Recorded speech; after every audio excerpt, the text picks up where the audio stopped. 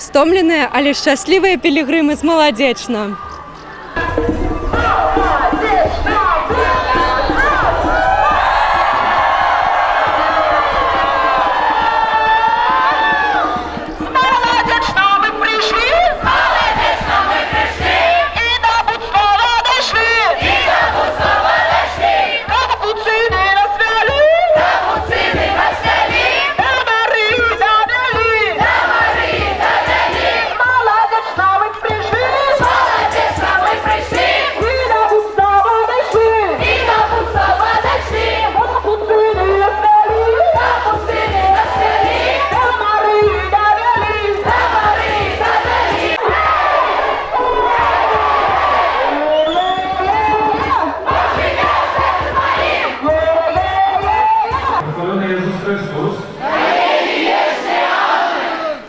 Вітаю сердечно, ну не тільки Молодеченська, но зборна пілігримка, я так розумію.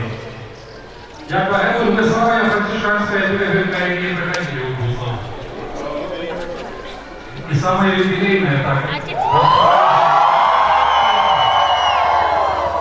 Митрополии, и бачим, что ваша пилигримка Молодеченская, братов Капуцинов, идет на ровні с нашей митрополией. Слава Богу за это. И Сына, и Духа Святого. Аминь. Запрошаю, Мати чекає.